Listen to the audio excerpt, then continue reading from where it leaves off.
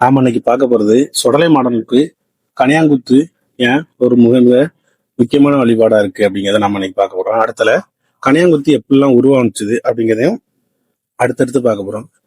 கனியாங்குத்து அப்படிங்கிற வார்த்தையை நீங்க கேள்விப்பட்டாலே முதல்ல உங்களுக்கு ஞாபகம் வருது சுடலை மாடன் தான். ஏன்னா முதல்ல கனியாங்குத்து அப்படிங்கிறது சுடலை மாடனுக்காண்டி கொடுக்கப்பட்ட நிகழ்ச்சி தானே தவிர்த்து மற்ற எந்த தெய்வங்களுக்கும் முதல்ல கனியாங்குத்து கொடுக்கல. அதுக்கு அடுத்தாலதான் ஒவ்வொரு தெய்வங்களுக்கா கனியாங்குத்து கொடுக்க ஆரம்பிச்சாங்க. ஆனா முதல்ல கனியாங்குத்து அப்படிங்கிறது சொடலை மாடனுக்கு மட்டும்தான் கொடுத்தாங்க. அடுத்தது அந்த ஒவ்வொரு இஷ்ட தெய்வங்கள் ஒவ்வொரு காவல் தெய்வங்களுக்கு ஏத்தாப்புல கனியாங்குத்து எல்லாருக்குமே கொடுக்க ஆரம்பிச்சிட்டாங்க. ஆனா முதல்ல உருவானது சொடலை மாடனுக்காண்டி தான் இந்த கனியாங்குத்து அப்படிங்கிறது உருவானது. அடுத்து கனியாங்குத்தோட அமைப்பு எப்படிங்கிறத பார்த்துக்கலாம். அதாவது கனியாங்குத்துல ஒரு அண்ணாவி, அவருக்கு ஒரு துணைப்பாடகர், அடுத்து ஒரு 2 பேர் மகன் அடிக்கிறதுக்கான 2 பேர், ஒரு சால்ரா, அடுத்து 2 பேர் 2 ஆண்கள் பெண் வேஷம் போட்டு ஆடுற மாதிரி மொத்தம் 7 பேர் கொண்ட குழுவா தான் இருக்கும். இதுல அண்ணாவிங்கிறது யாருன்னா அந்த குழுவோட தலைவரும் அவர் தான். அடுத்து அந்த குழுவோட முதன்மை பாடகரும் அவர் தான். அவர் பாடதான் அவருக்கு ஏத்தாப்புல துணை பாடகர் கூட சேர்ந்து பாடிக்கிட்டு அவரோட தாளங்களை கொடுத்துக்கிட்டு அந்த மகுடம் வாசிக்க 2 பேரும் அண்ணாவி பாடலுக்கு ஏத்தாப்புலதான் தன்னோட மகுடத்தை தாளம் கொடுத்துக்கிட்டே வருவாங்க. அடுத்தால இந்த 2 பெண்கள் மாதிரி வேஷம் போட்டு ஆடுற ஆண்கள் இருக்காங்க தெரியுமா, அவங்க எந்த மாதிரி இருப்பாங்கன்னா, ஆனா அவங்க பிறவில ஆண்கள் தான். ஆனா அவங்களோட வேஷம் பெண் வேஷம் தான் போடுவாங்க. அப்படி நீங்க அந்த பெண் வேஷம் போடும்போது நீங்க பாத்தீங்கன்னா அவங்க உண்மையான பெண் மாதிரியே தான் இருப்பாங்க. எப்படின்னா அவங்க அந்த ஆண்களோட மீசை தாடி எல்லாத்தையுமே மொத்தமா வலிச்சு எடுத்துட்டு அடுத்தால ஒரு புடவை கட்டி பெண்களுக்கு ஏத்த மாதிரி நீல சடை வச்சு அந்த சடைய வட்டமா ஒரு கொண்டை போட்டு அந்த கொண்டையில பூ வச்சிருப்பாங்க. அடுத்தால நெத்தியில வட்ட பொட்டா ஒண்ணு வச்சிருப்பாங்க. கழுத்துல கவரிங் நகைகள் எல்லாம் போட்டிருப்பாங்க. பெண்களுக்கு ஏத்த மாதிரி அனைத்து மேக்கப்பும் பண்ணி பார்க்கறதுக்கு ஒரு பெண் மாதிரியே தான் இருப்பாங்க. அடுத்தால இந்த கனியாங்குத்துக்கும் வில்லுப்பாட்டுக்கும் என்ன ஒரு ஒற்றுமைனா, ரெண்டுமே ஒரே மாதிரி கலையதான். புராணங்கள்ல இல்ல ஏதாட்டும் ஒரு கதைகளை எடுத்து அதை மையமா வச்சு அதை அப்படி தொடர்ந்து வருதுதான் வில்லுப்பாட்டும் கனியாங்குத்தும் அப்படிங்கிறது.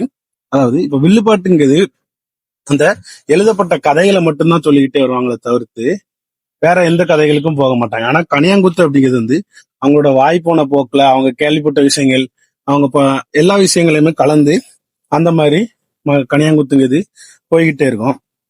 சரி, நாம இப்போ கனியாங்குத்துக்கும் சொடலை மாடனுக்கும் எப்படி சம்பந்தம், முதல்ல கனியாங்குத்து சொடலை மாடனுக்கு எப்போ கொடுத்தாங்க, ஏன் கனியாங்குத்து முதல்ல சொடலை மாடனுக்கு கொடுத்தாங்க அப்படிங்கிறதையும் நாம ஒவ்வொரு பதிவா பார்த்துக்கிட்டே வருவோம். சிவனுக்கும் பிரம்மனுக்கும் இடையில ஒரு சின்ன மனக்கசப்பு ஏற்பட்டுட்டு, அது என்ன மனக்கசப்பு அப்படின்னா, பிரம்மன் சிவனை விட நான் தான் பெரியவன், ஏன்னா இந்த உலகத்துல அவ்வளவு உயிர்களையும் அழகழகா படைக்கிறது நான் தான், அதனால சிவனை விட பெரியவன் நான் தான் அப்படிங்க ஒரு தலைக்கணம் பிரம்மனுக்கு ஏறிட்டு, அடுத்தால பிரம்மனை பார்க்கக்காண்டி சிவன் அவரோட இடத்துக்கு போயிருக்கும்போது பிரம்மன் சிவனை மதிக்கவே இல்லை. இதனால கோபம் அடைஞ்ச சிவன் பிரம்மனோட ஒரு தலைய வெட்டி எடுத்துட்டாரு. அந்த வெட்டின தலையானது சிவனோட கையில உட்கார்ந்துகிட்டு அந்த சிவன் எவ்வளவுதான் முயற்சி பண்ணி பார்த்தோம் சிவனோட அந்த பிரம்மனோட தலை சிவனோட கையில இருந்து தூரவே போகவே இல்லை. இதனால சிவனுக்கு பிரம்மகத்தி தோஷம் ஏற்பட்டது. அந்த தோஷத்தால சிவன் பித்து பிடிச்சு பித்து நிலைக்கு போய் சுடுகாட்டுக்குள்ள அங்க எரியிற பிணங்களுக்குள்ளோடய அவர் பாட்டு திரிய ஆரம்பிச்சிட்டாரு. இதை பார்த்து வேதனை அடைஞ்ச பார்வதி தன்னால எவ்வளவுதான் முயற்சி பண்ணியும் சிவனோட பிரம்மகத்தி தோஷத்தை நீக்க முடியல. உடனே பார்வதி விஷ்ணுட்டவே முறையிடுதாங்க. உடனே விஷ்ணு என்ன பண்றான்னா ரம்பை ஊர்வசி இவங்க 2 பேரை கூப்பிட்டு சிவன் கூட அந்த சுடுகாட்டுல நடனமாட வைக்காரு. அப்படி ஆடி சிவன் சிவனோட பழைய நிலைமைக்கு கொண்டு வரலாம் அப்படின்னு பார்த்தாலும் பிரம்மனோட அந்த தலை அவரை பழைய நிலைமைக்கு கொண்டு வரலாம், அந்த பித்து நிலையிலே தான் வச்சுக்கிட்டு இருந்தது. எவ்வளவு நேரம் ஆடினாலும் அந்த பிரம்மதோஷம் நீங்கவே இல்லை. ஆனா அந்த டைம்ல சிவனோட கால்ல இருந்த சலங்கையில இருந்து ஒரு சின்ன முத்து ஒண்ணு தெரிச்சு போய் ஒரு பாறையில போய் விழுந்தது. அந்த முத்து விழுந்த வேகத்துல அந்த பாறை 2ஆ பொளந்து அதுல இருந்து ஒரு பாலகன் வெளியே வந்தான். அந்த பாலகன் யாருன்னா அவன் தான் கனியான். அடுத்தது சிவன், ரம்பா, ஊர்வசி, கணியன், இந்த 4 பேருமே ஆடி பார்த்தோம் அந்த பிரம்மகத்தி தோஷம்.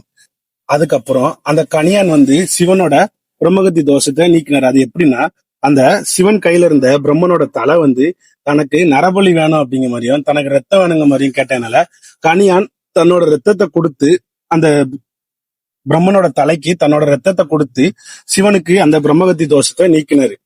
உடனே சிவன் தன்னோட தோஷத்தை அவனோட ரத்தத்தை கொடுத்து நீக்கினால அப்ப அவனுக்கு பல வரங்கள் கொடுத்தாரு. அப்படியே வரங்கள் கொடுத்துட்டு, எனக்கு நீ இந்த மாதிரி ரத்த பலியை கொடுத்தத இனிமேல் நீ சுடலை மாடனுக்கு கொடு. ஏன்னா நான் சுடுகாட்டுல பித்து பிடிச்ச நிலைமையில அலைஞ்சதுனால எனக்கு நீ ரத்த பலி கொடுத்து என்னோட தோஷத்தை நீக்கின. ஆனா நான் இனிமேல் கைலாசம் போயிடுவேன், அங்க எனக்கு ரத்த பலி தேவை இருக்காது, இங்கேயே பூர்வீகமா இருக்குது சுடலை மாடன் தான். அதனால சுடலை மாடனுக்கு அந்த ரத்த பலியை கொடுத்து நீ அவன் கூட இருப்ப அப்படின்னு சொல்லி வரம் கொடுத்துட்டு போனதா ஒரு கதை. அடுத்த கதை என்ன கதைன்னா, தச்சன் ஒரு பெரிய யாகம் வளர்க்காரு. அதாவது யாகங்கள்னு பொதுவா நடத்தினாலே முதல்ல அந்த அவிர்வாகத்தை சிவபெருமானுக்கு தான் கொடுக்கணும். ஆனா தச்சன் அப்படி சிவபெருமான கொடுக்காம சிவபெருமான அவமானப்படுத்திட்டாரு. உடனே கோபமான சிவபெருமான் தச்சனோட யாக குண்டலங்களை அவ்வளத்தையும் அடிச்சு நொறுக்கிட்டாரு. இதனால தச்சன் பயந்து போய் சிவபெருமான்கிட்ட மன்னிப்பு கேட்டு, நான் திரும்ப யாகம் நடத்தணும், எனக்கு உங்கள்கிட்ட இருந்து நிறைய வரங்கள் வேணும் அப்படின்னு சொல்லணும். உடனே சிவபெருமான் தச்சன்கிட்ட, நீ யாக குழியில இருந்து பிரம்மசக்தியும் சுடலை மாடனையும் வெளியே கொண்டு வந்தனா நான் உனக்கு கேட்கும் வரங்களை தாரேன் அப்படிங்கிற மாதிரி சொல்லியிருப்பாரு. உடனே தச்சனும் போய் தன்னோட யாகத்தை தொடங்க ஆரம்பிப்பான். ஆனா தொடங்கி கொஞ்ச நேரத்துல பிரம்மசக்தி வெளியே வந்துருவாங்க. ஆனா சுடலை மாடன் கோவத்தின் உச்சத்துல இருந்துகிட்டு யாகத்தொட்டு வெளியே வர மாட்டேன்ட்டு உள்ளே இருப்பாரு. உடனே தச்சன் சிவபெருமான்கிட்ட போய் இந்த மாதிரி சுடலை மாடன் யாகத்தொட்டு வெளியே வரல அப்படிங்கிற மாதிரி எல்லாம் சொல்லுவாரு. உடனே சிவபெருமான் சுடலை மாடன்கிட்ட நீ வெளியே வர்றதுக்கான காரணங்கள் என்னெல்லாம் தேவை அப்படிங்கிற மாதிரி கேட்டு, உடனே சுடலை மாடன் எனக்கு பூஜைகள் நடனங்கள் எல்லாம் வேணும் அப்படிங்கிற மாதிரி சொல்லுவாரு. அப்போ இந்திரன் சபையில ஆடற்கணிகளை வர வச்சு அங்க ஆட வச்சு சுடலை மாடன் கோவத்தை தணிக்க பார்த்திருப்பாங்க. அப்பவும் கோவங்கள் தனியல. அப்புறம் இந்திராணி தலைமையிலான பெண்களும் ஆடி பார்த்தும் சுடலை மாடனோட கோவம் குறைஞ்சி அவர் அந்த யாகத்துல இருந்து வெளியே வரல. அடுத்ததா இந்திராணி காலில் இருந்த கால் சிலம்புல இருந்து ஒரு முத்து சேதறி அதுல இருந்து 2 பெண்கள் ஆடுவாங்க. அவங்க ஆடி சுடலை மாடன கோவத்தை தடிச்சு யாகத்துல இருந்து வெளியே கொண்டு வராங்க. அந்த ஆடின பெண்கள் தான் கணியான்கள் அப்படிங்கிறனால சுடலை மாடனோட கோவத்தை தணிச்சு அந்த கணியான் பெண்கள் சுடலை மாடனை யாகத்துல இருந்து வெளியே கொண்டு வருவாங்க. 2 கதைகள் நம்ம பார்த்தாச்சு. அடுத்தது 3வது கதையா, சுடலை மாடன் கைலாசத்துல பிறந்து பூலோகத்துக்கு பிணங்கள் எல்லாம் தின்ட்டு போனதை பார்த்த சிவன், நீ இனிமேல் உனக்கு கைலாசத்துல இடம் கிடையாது, நீ பூலோகம் போ அப்படின்னோடனே சுடலை மாடன், நான் பூலோகம் போறதா இருந்தா எனக்கு படையல் எல்லாம் வேணும், பலிகள் எல்லாம் வேணும், ஆடல் பாடல் பூஜை எல்லாம் நடக்கணும் அப்படின்னு சொல்லி கேட்பாரு. உடனே சிவபெருமானம், சரி நான் உனக்கு வடக்கு வாசல்ல அசைவப்படல் எல்லாம் போட்டு அவனை பூலோகத்துக்கு அனுப்பிவிடுதேன் அப்படிங்கிற மாதிரி சொல்லி இது பண்ணுவாரு. ஆனா சுடலை மாடன் அந்த படையல்கள் எல்லாம் ஏத்தாலும் அவருக்கு ஒரு திருப்தி அடையல. அடுத்ததா அவர் கூட ரம்பை ஊர்வசியும் சேர்ந்து சுடலை மாடன் கூட ஆடிக்கிட்டு இருந்தாங்க. என்னதான் அவங்க 2 பேரும் பெரிய ஆட்டக்காரங்களா இருந்தாலும் சுடலை மாடனோட ஆட்டத்துக்கு ரம்பையும் ஊர்வசியும் மேல ஈடு கொடுக்க முடியல. அடுத்ததா ரம்பை ஊர்வசி சலங்கைமணில இருந்து தெரிச்சு 2 பெண்கள் ஆட ஆரம்பிச்சாங்க. அதுக்கப்புறம் சுடலை மாடன் எனக்கு நரபலி வேணும் அப்படின்னு சொல்லி சிவபெருமான்கிட்ட கேட்பாரு. சிவபெருமானும் அமைதியா தன்னோட காலை பூமியில தேய்க்கும் போது ஒரு தேவக்கனியான் பிறப்பாரு. அந்த தேவக்கனியானோட கைகள் நாக்கு எல்லாத்தையும் வெட்டி சுடலை மாடனுக்கு தன்னோட ரத்தத்தை கொடுப்பாரு. அத சுடலை மாடன் நரபலியா ஏத்தி நான் பூலோகம் போறேன் அப்படின்னு சொல்லி கூடவே கணியனையும் கூப்பிட்டு வந்ததா ஒரு கதை இருக்கு. அடுத்ததா சிவன் கைலாசத்துல இருந்துட்டு பூலோகத்துல என்ன நடக்கு எப்படிங்கிற நிலவரத்தை பார்க்க காண்டி 2 பேரை படைச்சாருங்கதான். அந்த 2 பேர்ல ஒன்னு சுடலை மாடன், இன்னொன்னு கணியான்கவனும் 2 பேரும் பூலோகத்துக்கு வர்றதாகவும், இங்க சுடலை மாடனுக்கு பல பிரச்சனைகள் இருந்ததாகவும், அதற்காக கணியான்கவர் நிறைய ஒத்துழைப்பு கொடுத்து தன்னோட உயிரையும் கொடுத்து சுடலை மாடன் நிறைய உதவி பண்ணார் அப்படிங்கிறனாலையும் சுடலை மாடன் கூட கணியாங்கிறது முக்கியமான ஒன்றா ஆயிட்டு. இது வரைக்கும் நாம பார்த்தது எல்லாமே வாய்வழி கதைகள் தானே தவிர்த்து எந்த புராணங்கள்லயும் இல்ல, எந்த ஏடுகள்ல எந்த பதிவேடுகள்ல எதுலையுமே இல்லை. இது எல்லாமே வாய்வழி கதைகள் தான். இந்த வாய்வழி கதைகள் மூலமா தான் சுடலை மாடனுக்கு கணியன் குத்துக்கும் இல்ல ஒற்றுமையை சொல்லுது. மந்த மகுடங்கிறது எப்ப அடிப்பாங்கன்னு பாத்தீங்கன்னா, சோகமான நிகழ்வுகள் இல்ல சோகமான கதைகள் அந்த மாதிரி நேரத்துல இந்த மந்த மகுடங்கிறத பயன்படுத்திட்டு வராங்க. மத்த நேரத்துல உச்ச மகுடம் தான் பெரும்பாலும் அடிப்பாங்க. அடுத்தால அண்ணாவி பாடுறதுக்கு ஏத்தாப்புலதான் இந்த மகுடங்களும் துணைப்பாடர்களும் எல்லாருமே அண்ணாவி பாடலுக்கு ஏத்தாப்புலதான் பாடி வருவாரு. அவரு புராண கதைகள்ல இருந்து வெளியே விலகி திரும்ப உள்ள வந்தாலுமே அண்ணாவி எந்த பாடல் பாடி போறாரோ அதுக்கேத்தாப்புல இந்த மகுடங்கள் போகும். கணியன் கூத்து நடைபெறுற டைம்ல இந்த ஒரு நிகழ்ச்சி நடக்கும். நாக்கு வெட்டுதல்னா கை வெட்டுதல் அப்படிங்கிறது கணியன் கூத்துக்கு ஆட வருதவங்களோ இல்ல கணியன் கூத்துக்கு பாட வருத யாருமே அந்த செயலை பண்ண மாட்டாங்க. அந்த சுடலை மாடனுக்கு தன்னோட கைகள்ல கீறிய ரத்தமோ இல்ல நாக்குகள்ல கீறிய ரத்தங்கள் கொடுப்பாங்க. அது இந்த கணியான் குத்து இசைக்கு வர்றவங்க யாருமே பண்ண மாட்டாங்க. அதுக்குண்டு தனியா கணியாண்டு ஒரு ஆளு விரதம் இருந்து காப்பு கட்டி எல்லாமே பண்ணி அவர் கையில கீறி ரத்தங்கள் எடுத்தும் நாக்குல இருந்து ரத்தங்கள் எடுத்தும் தான் அந்த மாதிரி கொடுப்பாங்க. இதுல இந்த இசையில வர்றவங்க யாருமே அந்த மாதிரி பண்ண மாட்டாங்க. கனியான்குத்துல திருநங்கைகள் ஆடுறது ஒரு சில பேர் நல்ல முறையில பண்ணாலும் ஒரு சில திருநங்கைகள் ஒரு சில சேட்டைகள் ஒரு சில சில்மிஷங்கள் செய்யும் போது அந்த கூத்தினுடைய புனிதம் குறைகிறது. அடுத்ததா என்னதான் மத்த கலைகள் எப்படி இருந்தாலும் அந்த கனியான்குத்துங்கிறது தெய்வத்துக்கான கலையாக இது படைக்கப்பட்டது. இதுல இந்த மாதிரி சில்மிஷங்கள் இந்த மாதிரி கவர்ச்சி இந்த மாதிரி திரைப்பட பாணியில போகிறதுனால அந்த கனியான்குத்தோட புனிதத்தை இந்த கலைகள் வர வர அப்படி இழந்துகிட்டே வருது. இதே மாதிரி நிறைய கலைகள் இந்த திரைப்பட பாணியோ கவர்ச்சியோ நோக்கி நகர்ந்து நகர்ந்து தன்னோட புனிதத்தை எல்லாம் இழந்து தன்னோட அடையாளத்தை இழந்து ஏதோ மக்களுக்கான பொழுதுபோக்கு நிகழ்ச்சி மாதிரி ஆகிட்டு, அதே மாதிரி கொஞ்ச நாள்லயும் கனியாங்குத்து மக்களுக்கான ஒரு பொழுதுபோக்கு நிகழ்ச்சியா வர வர ஆரம்பிச்சிருமா அப்படிங்கிறது என்னோட புரிதல். ஆனா அந்த மாதிரி வரக்கூடாது அப்படிங்கிறது என்னோட ஆசை. ஏன்னா தெய்வங்களுக்கு கூட இணைஞ்சு ஆடுற ஒரே பாக்கியம் கனியான்குத்துக்கு மட்டும்தான் இருக்கு. வேற எந்த கலைகள் நீங்க எடுத்தாலும் தெய்வத்து கூட இணைஞ்சோ இல்ல தெய்வத்து கூட சேர்ந்து நின்னோ ஆடுறதுக்கான பாக்கியம் வேற எந்த கலைக்குமே கிடையாது. கனியான்குத்துக்கு மட்டும்தான் அப்படி ஒரு பாக்கியம் இருக்கு. தெய்வத்து கூட கலந்த தெய்வத்து கூட நின்று ஆடுற மாதிரி ஒரு சில கனியான்குத்துகள்ல கனியான்கள் வந்து சொடலை மடன் கூட மயானம் போறது இல்ல அந்த முட்டை இதோ இருது அந்த மாதிரி இடத்துகளுக்கும் ஒரு சில கனியான்கள் போவாங்க. ஆனா மத்த எந்த கலைகளுக்கும் அந்த ஒரு பாக்கியம் கிடையாது. கனியான்குத்துக்கு மட்டும்தான் அப்படி ஒரு பாக்கியம் இருக்கு. ஆனா அந்த புனிதத்தையும் அந்த பாக்கியத்தையும் அவங்க கொஞ்சம் கொஞ்சமா அந்த திரைப்பட பாணிக்கு ஏத்தாப்புல போக போக போக அந்த கலைகள் அப்படி குறைஞ்சுக்கிட்டே வந்துருமோ அப்படிங்கிறது என்னோட ஒரு வருத்தமாவே இருக்கு. அடுத்ததா திருநங்கைகள் கூட சேர்ந்து சாமிகள் ஆடும்போது என்னதான் நம்ம வந்து ஒரு ஆன்மீக ரீதியா அதை பார்த்தாலும் வெளியே உள்ளவங்களுக்கு அது வந்து ஒரு நகைச்சுவை பொருளாதான் மாறிடும். அடுத்தால அது வந்து நம்மளையுமே ஒரு முகம் சுளிக்க வைக்க அளவுக்கு ஆக ஆரம்பிச்சிடும். வெளியே உள்ளவங்க அத நாம வந்து அதை ஆன்மீகமா தெய்வமா பார்க்கும்போது திருநங்கைகள் கூட சாமிகள் ஆடும்போது அது எல்லா திருநங்கையும் நம்ம குறை சொல்ல முடியாது. ஒரு சில திருநங்கைகள் சம்பந்த செய்யும் சில சில சேட்டைகளால அது நம்ம ஆன்மீக ரீதியா அது பார்த்து நமக்கு தவறா தெரியலனாலும் அதை வெளியிருந்து பார்க்கவங்களுக்கு அது ரொம்ப ரொம்ப தவறா தெரியும் போது அது கேளிக்கை பண்ணக்கூடிய ஒரு விஷயமா ஆக ஆரம்பிச்சிடும். அப்படி அந்த மாதிரி கேளிக்கை பண்ண பண்ண பண்ண பண்ண அது அந்த கலையோட புனிதத்தையும் அந்த கோயிலோட புனிதத்தையுமே கொஞ்சம் கொஞ்சமா குறைக்க ஆரம்பிச்சிடும். அடுத்தால வரத இளைஞர்கள் இதெல்லாம் பார்க்கும்போது அவங்களுக்கு கோயில்ல உண்டான புனிதம் இல்ல இந்த கலையுள்ளோட புனிதம் எதுவுமே அவங்களுக்கு தெரியாமே போக ஆரம்பிச்சிடும்.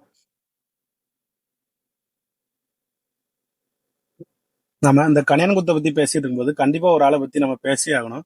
ஏன்னா இந்த கனியாங்குத்துக்குண்டு ஒருத்தர் கலைமாமணி விருது வாங்கியிருக்காருன்னா அவர் யாருன்னா மூஞ்சடைப்பு ராமசுப்பு. அவர் ஒருத்தர் தான் இந்த கனியான்குத்துக்கான கலைமாமணி விருதை வாங்கியிருக்காரு. கனியான்குத்து அப்படிங்கிற ஒரு கலை வந்து நம்ம தென் மாவட்டங்கள்ல மட்டும்தான் அதிகப்படியா நீங்க காண முடியும். வடக்கு சைடுகள்ல நீங்க வந்து இந்த மாதிரி கனியான்குத்துங்க கலையை நீங்க பார்க்க முடியாது. அதாவது தென் மாவட்டங்கள் அப்படின்னா திருநெல்வேலி, தூத்துக்குடி, தென்காசி, கன்னியாகுமரி, நாகர்கோவில், விருதுநகர் இந்த மாதிரி தென் மாவட்டங்கள்ல மட்டும்தான் நீங்க இந்த கனியான்குத்துங்க கலையை நீங்க பார்க்க முடியும். இதை தவிர்த்து வெளியே வந்து அப்படியே கனியான்குத்து கலை நீங்க பாத்தீங்கன்னாலும் இங்க உள்ள கலைஞர்கள் தான் அங்க வந்து கனியான்குத்து கலையை பாடுவாங்களே தவிர்த்து வெளி சைட்ல இதுக்குண்டு கனியான்குத்துக்கிட்டு வேற ஆட்கள் கிடையாது. அடுத்தால சொடலைமாடன் கோவில் எங்கெல்லாம் அதிகப்படியா இருக்கோ அங்கெல்லாம் கனியான்குத்து கலை அதிகப்படியா காணப்படும். ஏன்னா சொடலைமாடனுக்கு தான் மிக மிக பிடித்த ஆட்டம் வந்து கனியான்குத்து. அதனால சொடலைமாடன் கோவில் எங்கெல்லாம் அதிகம் இருக்கோ அந்த பகுதியெல்லாம் கண்டிப்பாக கனியான்குத்துக்கான கலைஞர்களும் நிறைய பேர் இருப்பாங்க. இந்த கனியான்குத்து அப்படிங்கிறது வந்து எங்க நடத்துவாங்க அப்படின்னா எந்த கோயில்ல மூலவர் சிலை எங்க இருக்கோ, அதாவது இப்போ சொடலைமாடன் சாமி கோயில்னா அந்த சொடலைமாடன் சாமி கோயில்ல சொடலைமாட சாமி சிலை எங்க இருக்கோ அந்த சிலைக்கு எதிர்த்தாப்புல, அதாவது சாமியின் முன்ன மட்டும்தான் இந்த கனியான்குத்துங்கிறது நடைபெறும். இல்ல இந்த கரகாட்டங்கள் பாட்டு கச்சேரிகள் நடக்க மாதிரி ஒரு ஓரத்து பக்கமோ அந்த மாதிரி நடைபெறாது. கோயிலுக்கு சாமிக்கு முன்னாடிதான் இந்த கனியான்குத்துங்கிறது எப்போதும் நடைபெறும். ஆனா இப்ப பண்ற ஒரு சில சிலுமிஷங்கள் ஒரு சில திரைப்பட பாணியில பண்றதுனால இந்த கலைகள் கொஞ்சம் கொஞ்சமா வெளியே நகர்ந்து வந்துருமோங்கிறது என்னோட பயமா இருக்கு. இந்த கனியான்குத்து கலையில பயன்படுத்த இசைக்கருவி வந்து மகுடம். இது தமிழர்களின் இசைக்கருவிகள் கூட சேர்ந்ததுதான். இந்த மகுடம் வந்து எப்படி தயாரிக்காங்கன்னா பூவரசு இல்ல பேம்பு இல்ல மஞ்சனத்தி மரங்களை நல்லா வளைச்சு வச்சு அந்த மரத்துக்கு மேல பெண் எருமை மாட்டு தோல் நல்ல காஞ்ச எருமை மாட்டு தோலை மேல சுத்தி அதுக்கப்புறம் தான் அதை மகுடமா பயன்படுத்தாங்க. இந்த மகுடத்தை அடிக்கடி நெருப்புல காட்டி காட்டி எடுக்கணும். ஏன்னா நெருப்புல காட்ட காட்ட தான் அந்த மகுடத்துல இருந்து வர்ற ஓசை அதிக அளவுல கேட்கும். நெருப்புல காட்டாத பட்சத்துல அந்த மகுடத்தோட ஓசையின் அளவு வந்து கொஞ்சம் கம்மியா தான் இருக்கும். நீங்க ஏற்கனவே நிறைய கனியாங்குத்து வீடியோக்கள் பார்த்திருப்பீங்க. இருந்தாலும் நான் இப்போ ஒரு வீடியோ பதிவிடுதேன். இதுல ஆண்கள் பெண்கள் வேஷம் போட்டு ஆடுத கனியாங்குத்து எப்படி இருக்குங்கிறத நீங்க இப்போ பாருங்க.